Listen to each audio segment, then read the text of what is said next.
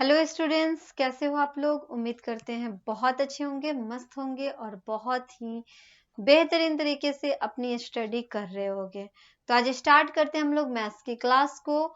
Maths की class में जो आप लोग का चैप्टर चल रहा है वो चैप्टर है properties of parallel lines. Properties of parallel lines chapter में हम आप लोगों को जो कंप्लीट करा रहे थे वो क्वेश्चन था एक्सरसाइज 14 का।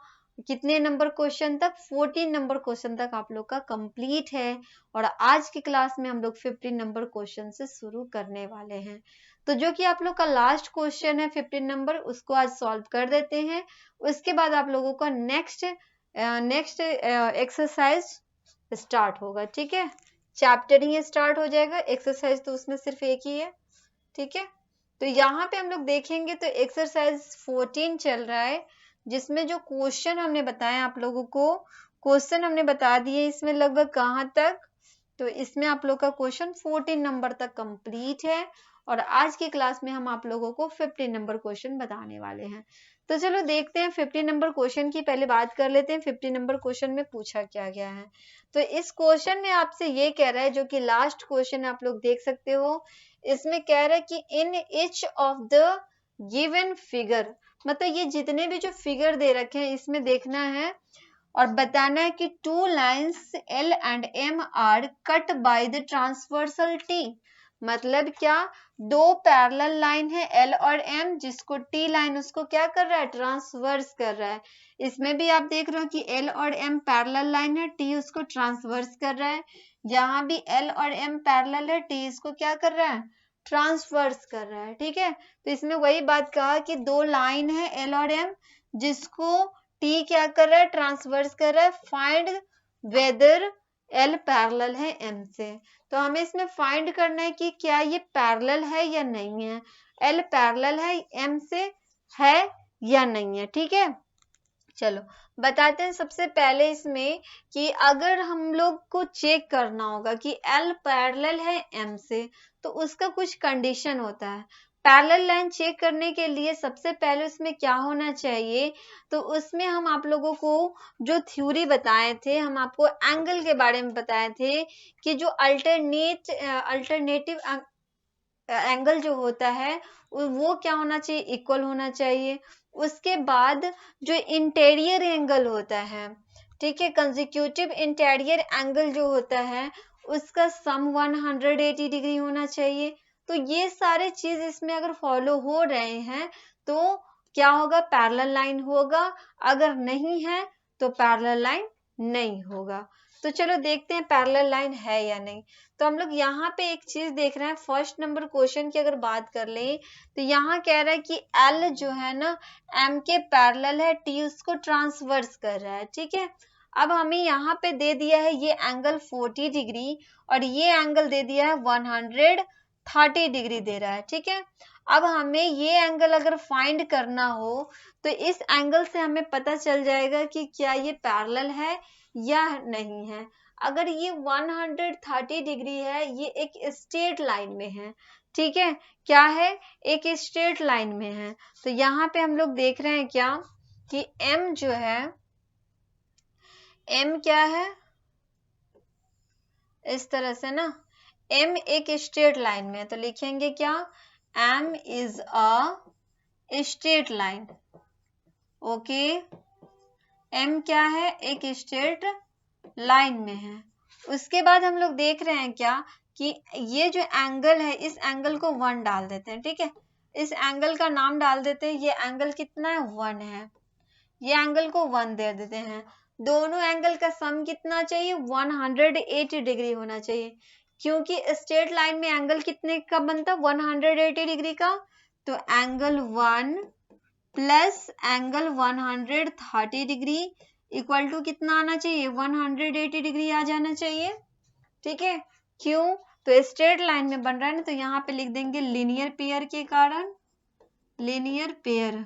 ठीक है, चलो इसके कारण 180 आना चाहिए दोनों का सम। तो यहाँ से एंगल 1 अगर हम लोग फाइंड करते हैं तो 180 में से अगर 130 को माइनस करते हैं तो कितना आ जाएगा, 50 डिग्री आ गया। मतलब एंगल 1 हमें आ गया है 50 डिग्री। यहाँ पे कितना आ गया 50 डिग्री आ गया।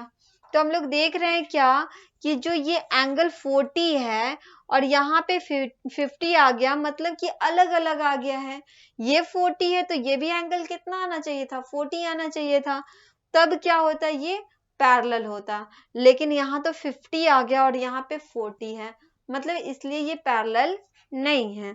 तो लिखेंगे क्या, लिखेंगे लाइन L इज, इस लाइन के बारे में लिखेंगे L is not parallel. L is not parallel. L is not parallel to M. L जो है M के पैरेलल नहीं है। ठीक है, क्यों नहीं है, क्योंकि ये एंगल इस एंगल के इक्वल नहीं आया। क्लियर है ये चीज। चलो बढ़ते हैं नेक्स्ट क्वेश्चन की तरफ। नेक्स्ट क्वेश्चन की अगर हम लोग बात कर ले तो इसमें भी उसी तरह से चेक करेंगे। ओके, सेकेंड नंबर पे आते हैं। अगर हम लोग सेकेंड नंबर क्वेश्चन को देखें तो इसमें भी कह रहा है कि दो पैरेलल लाइन है और टी उसको ट्रांसवर्स कर रहा है। ये एंगल और ये एंगल आपको यहाँ पे दे रखा है। तो हमें क्या करना है, इसमें चेक करना है कि क्या ये एंगल जो है वो पैरेलल लाइन है या नहीं। ठीक है, अब इसमें हम लोग देखेंगे क्या कि हाँ, यहाँ पे देख रहे हैं कि टी क्या है, एक स्ट्रेट लाइन में है। इस तरह से टी क्या है, एक स्ट्रेट लाइन में है। तो लिखेंगे यहाँ पे T is a straight line. Okay, straight line, T किस में है, स्ट्रेट लाइन में है ना। तो फिर क्या हो जाएगा, एंगल 35, इस एंगल को 2 मान लेते हैं, इस एंगल को क्या मान लेते हैं, 2 मान लेते हैं। दोनों का सम क्या होना चाहिए, 180 डिग्री आ जाना चाहिए। ये एंगल और ये एंगल का सम कितना आना चाहिए, 180 डिग्री आना चाहिए। तो यहाँ पे डालेंगे T is a straight line, angle 35 plus angle 2 equal to कितना हो जाना चाहिए, 180 डिग्री।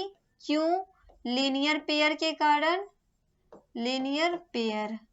ठीक है, चलो अब यहाँ से एंगल 2 जब हम लोग फाइंड करेंगे तो 180 में से 35 को माइनस कर देंगे।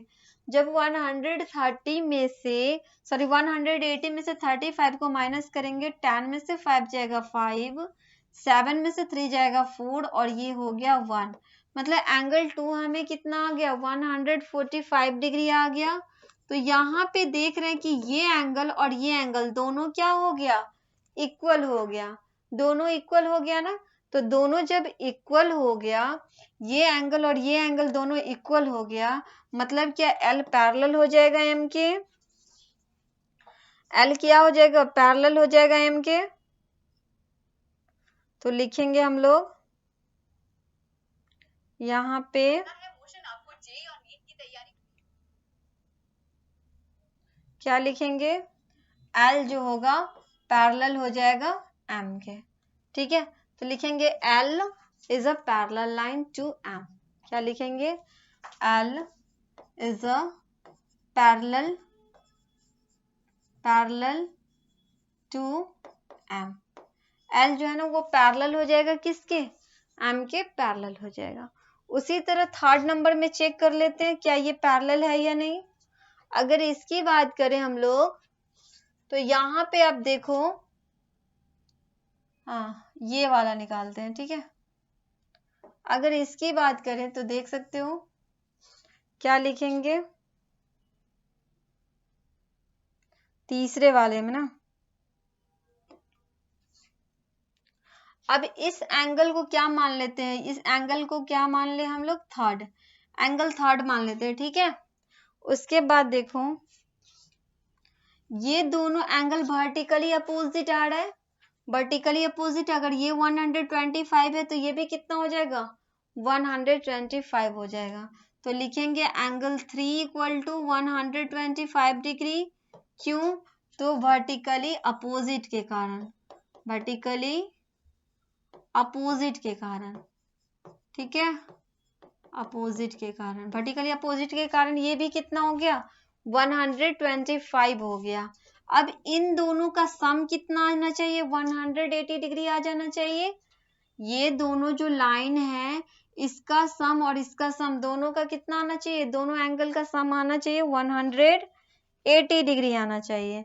मतलब क्या, angle 3 plus angle 60 equal to आ जाना चाहिए हमें 180 डिग्री।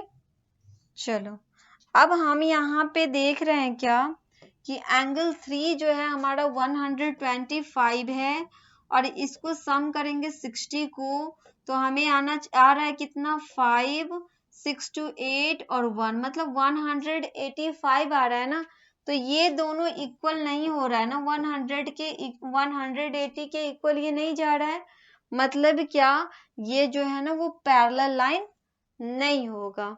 ठीक है, इन दोनों का सम जो होगा अगर 180 आ जाता तो ये पैरेलल लाइन होता, लेकिन दोनों का सम जो है 180 डिग्री नहीं आ रहा है, इसलिए ये पैरेलल लाइन नहीं होगा। यहाँ पे लिखेंगे L is not parallel to M। L जो है M के पैरेलल नहीं है। क्लियर है ये क्वेश्चन? तो ये क्वेश्चन भी आप लोग का कंप्लीट है जो कि 15 नंबर था। सारे चीजों का डिस्कस आप लोग के वीडियो में हमने कर दिए हैं। इसमें के जितने क्वेश्चन थे सबको कंप्लीट किया है। बाकी जो आप लोग का है नेक्स्ट हम आप लोगों को स्टार्ट कर देंगे नेक्स्ट चैप्टर को। ठीक है, तो नेक्स्ट चैप्टर आप लोग का नेक्स्ट क्लास में स्टार्ट होगा। फिर मिलते हैं हम आप लोगों से नेक्स्ट क्लास में। तब तक के लिए आप लोग रिवीजन करते रहो, प्रैक्टिस करते रहो, अच्छे से आप लोग तैयारी करते रहो। Okay bye, thank you.